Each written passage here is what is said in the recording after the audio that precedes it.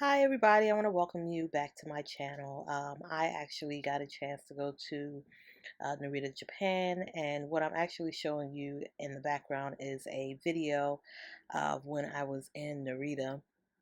Now, I would say that the amount of, I want to say, love I have for Japan I can't even describe it. I mean, it was just so welcoming, so respectful of a place. I feel like the people um, in Japan just really care about everyday people.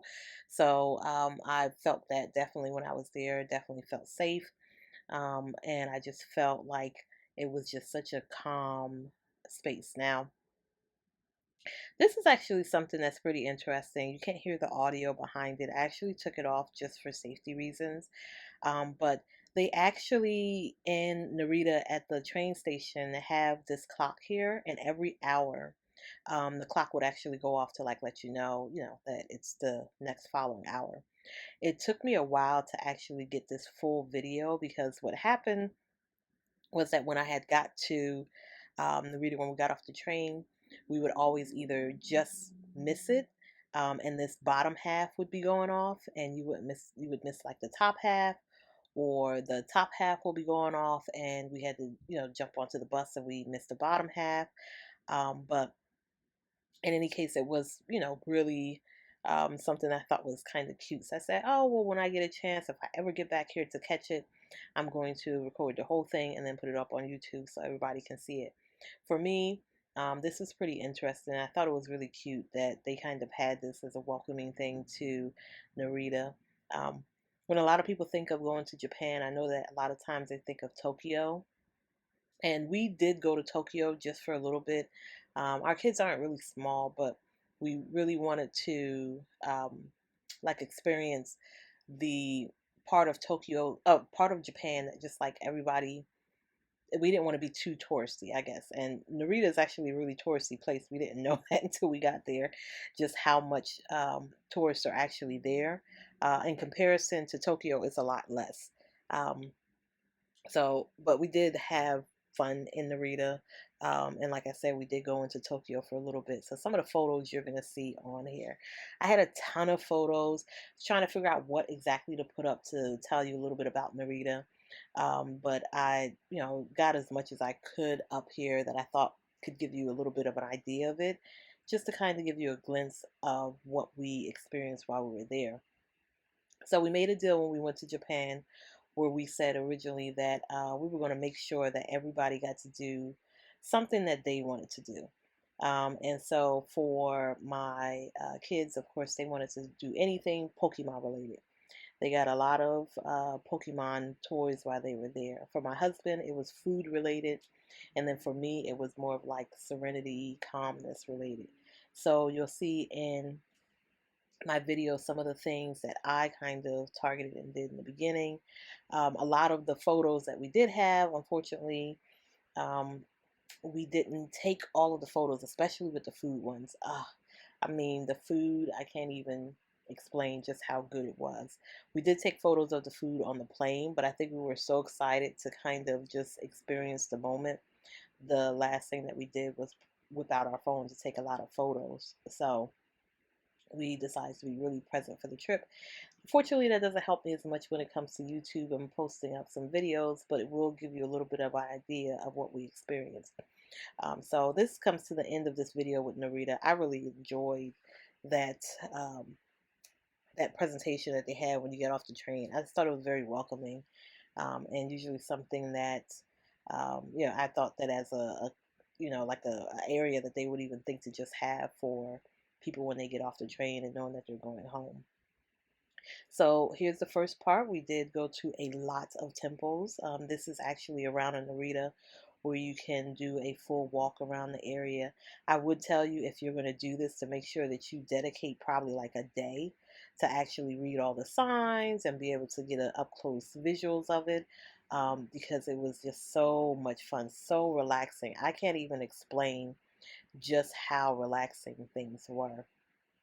Um, Again, there were some other things that we did, which were walk around and see the sumo wrestler museum. We actually went to do that. That's something that I really like to do. So that was kind of my part of the trip. Here we are at the Pokemon stop, which is what my kids really wanted to do in Japan. We actually stayed here for an entire day. Just as an FYI, if you see my camera like turn really quickly, this is because I really tried my best to avoid taking any photos with any kids or any like, get them on camera at all. So you see me kind of like turn it quickly and then turn away. I tried to just get like the back of my kids' heads or my husband's head as much as possible, but avoid any of the other, kids in the area just out of privacy and respect matters. And I would hope that others, if you go to Japan, do that same thing. If you're going to record, just make sure you don't have like kids in the photo too. There were so many things on this floor, I can't even explain them all. There was a restaurant, there were sitting areas where you could take photos. Of course, there was a Pokemon store, which you'll get like a glimpse of the front of it. Just as an FYI, if you do go out to the Pokemon store, they don't allow you to take photos or any video recording inside of the store, so you want to be cautious of that. I know that there's that excitement to kind of do that, but they do put up signs that will say like, no videos, no recordings, and so in particular areas. So you just want to be really careful of making sure that you don't do that while you're out there. But overall, this floor just has so many things. We missed out on some things because we couldn't get to every single item and area, but it has been a promise made to our kids that we will be going back. If it was up to me, I would already be back in Japan to go there. Not just there, but so many other places. So this was also something that was on my kids' list. This was actually on my husband's list. He wanted to go to the Couple Noodles Museum, and this was actually pretty interesting. I would highly suggest if anybody is out there or thinking about going to really think about going to the Couple Noodles Museum. We had a blast here. What you actually get to do is um, watch a video about the history of cup of noodles and how it was the inventor and what all went into it, how it grew from where it was to where it is now. You got to color and draw on your own cup of noodle and personalize it with your own ingredients. Um, you're also able to see just how the factory works in some cases. Just a note of caution, please make sure to ask before recording in these areas. I asked with every single person, and she gave me permission to record, and she was okay with her face being on camera as well. So you just want to be aware of that. Again, it's just a matter of respect to anybody and whenever you go anywhere. What we loved is we actually hit up Chinatown, which was next after this, and that was really interesting. We also went to another place that had a lot of like temples, and it was just so relaxing. These are actually photos that we thought were pretty interesting, like the CCTV. This is in Tokyo, the Tokyo restaurant bus, which if you can do it, please do. I love just the sheer respect, no smoking on the street. Those are things that for me were just top. As you can see, the last couple of things are all food related. That's my husband's thing. Half of the photos with regards to food, we could not even add up here. Apologies for that. The last photo is actually something pretty funny that we had put up. It said on the photo, it actually says on there that, and I'll go back to it so you can see it, that there's no alcohol.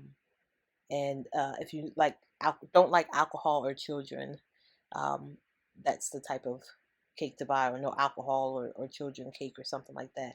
But my husband really just thought that was kind of funny, and he took a photo of it, and that was with Google Translate. So highly suggest that if you're going to make your way out to Tokyo, understand Google Translate is not going to be able to translate everything, but try to work with what you have. And I would say that the people who live in Japan are very well aware that there are going to be people who come there who don't speak their native language, and so they really do accommodate, and very thankful for that. For us, we did have our kids who could help translate a lot. They had been taking Japanese for 3 years, so they were a little bit more able to communicate with them to be able to get us to do certain things. So I really appreciate that in the long run. So this is my photo on my blog. This is the first one that I'm doing on Japan. We have a lot more that I'm going to put up. So I hope that you enjoyed it and you'll come back again. Again, don't forget to like and subscribe to my channel. And please, if you have the chance to go to Japan, don't just always think about Tokyo. Look at some of the neighboring areas and give that a chance for you and your family. Thanks for watching.